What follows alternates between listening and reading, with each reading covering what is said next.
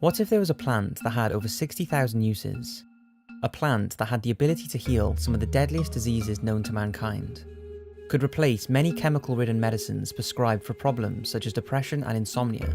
A plant that could aid in the reduction of the growing and devastating effects of deforestation around the planet, preventing the habitat destruction of many endangered animals. A plant that was illegal for reasons that simply do not make sense. That plant is cannabis, and the name alone invokes various thoughts in people's minds.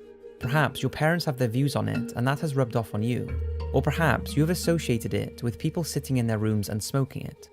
But the truth is, linking cannabis to something that just gets you high is like saying water only serves one purpose. This video is about to get interesting, so sit back and relax. Let's take things back to the basics. There are 3 species of cannabis: sativa, indica, and ruderalis, all of which can be split, although usually the sativa type, into an industrial compound referred to as hemp, which is where the industrial side of cannabis comes in. Hemp has been used for thousands of years, and its usability is unlike anything else. It can be used for oil for cooking and converting to fuel. The seeds, which are one of the most nutritional seeds on the planet, supply nearly every mineral and vitamin the body needs. It can be used for clothing, and not only requires half the amount of water to turn into fibre than cotton, but also requires no chemicals or fertilizers.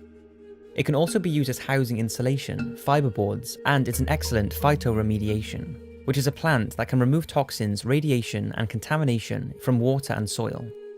Hemp was actually used in the agricultural fields around the Chernobyl nuclear disaster site in order to help remove the heavy metals and radiation from the unusable land. Scientists behind the plan to use hemp as a phytoremediation also stated that as well as being excellent for the job of removing harmful waste, the hemp could then be converted to biodiesel afterwards. Now, the conversion to biodiesel is far from environmentally friendly, but the fact this plant has the ability to do this is incredible. Hemp's natural process of removing harmful toxins was also considered for the nuclear meltdown in Fukushima, although because of the strict cannabis laws in Japan, hemp was not used. But the 2 main resources that can be produced using hemp that could have a profound impact on the planet and our lives is paper and plastic. According to a study conducted in 1916, it's believed 1 acre of hemp over the course of 20 years can produce 4 to 10 times the amount of paper than trees.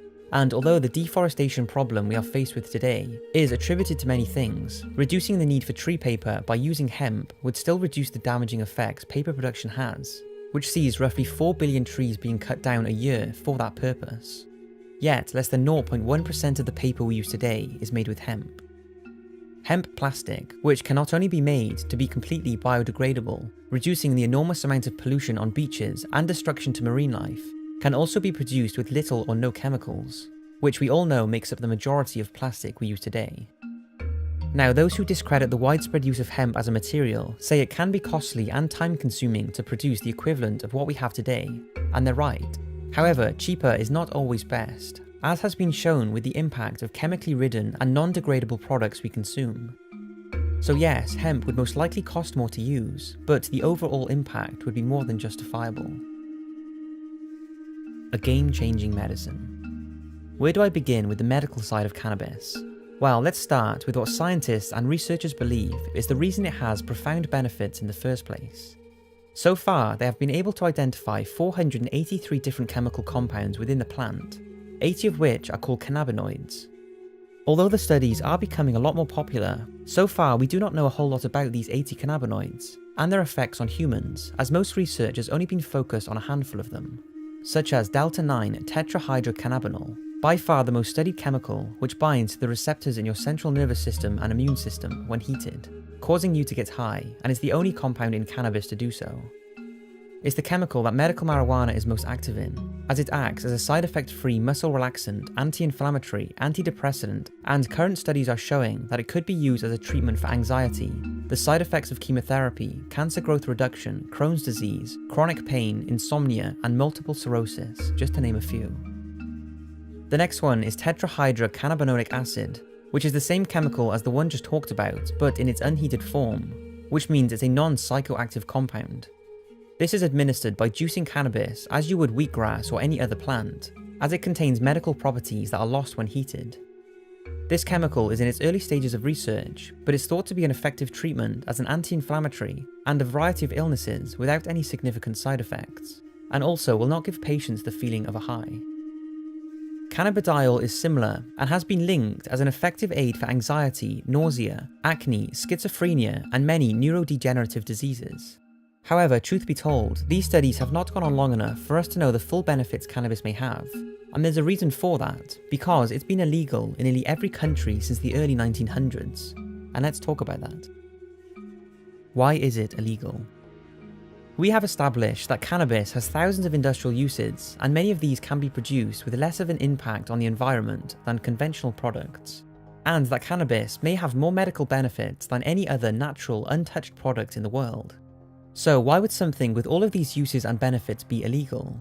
It can't be because of the high received when smoked, because if that was the case and the law wanted to protect us, then why would alcohol and tobacco, substances that kill millions every year, or even refined sugar that can be linked to a lot of the health complications humans suffer from today, be legal? That just wouldn't make any sense. But if it's not illegal because of health concerns, then why is it? Well, it's confusing, and there's lots of false information that gets thrown around about the subject, although it seems there are three supposed reasons. The first is that in 1929, Harry Anslinger, the head of the Department of Prohibition in the United States, was dealing with the backlash of the alcohol ban, and once this was removed, Harry's department were practically non-operational.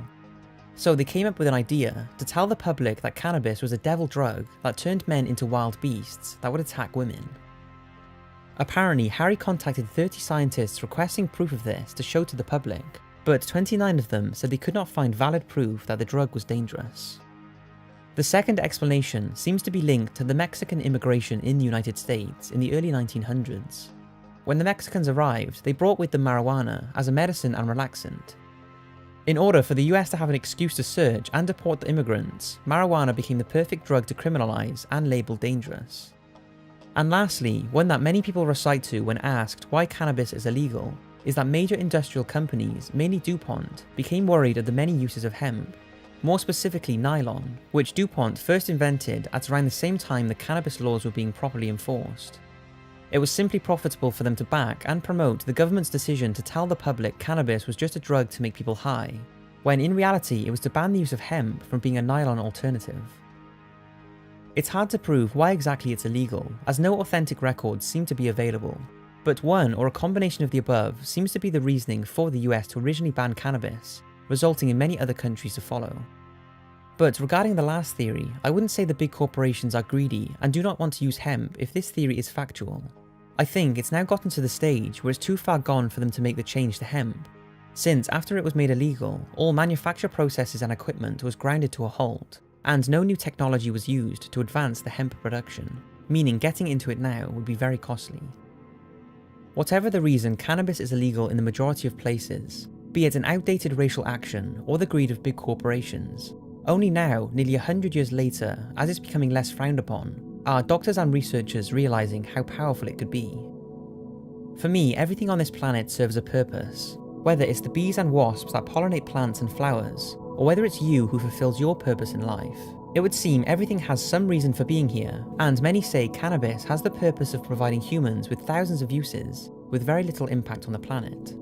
Yet because just one of the many things it's used for makes you high, the law has perhaps stinted the research and industrial production of one of the most incredible materials on the planet.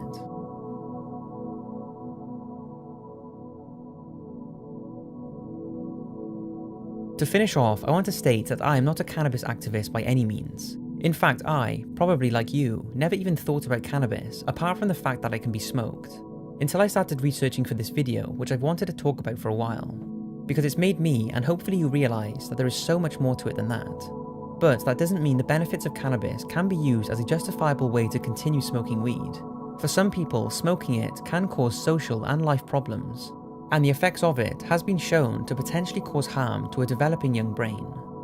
The fact of the matter is, if you are unhappy, do not have a job, and are sitting in your room smoking weed all day, and know you need to be going after life, then although weed has been linked to the reduction of depression and anxiety, and many other problems, quitting your habits could be the best thing you do. Certainly, do not think to now go out and smoke weed for its health benefits, because medical and recreational cannabis can vary massively, and the potential for long-term side effects are still being researched.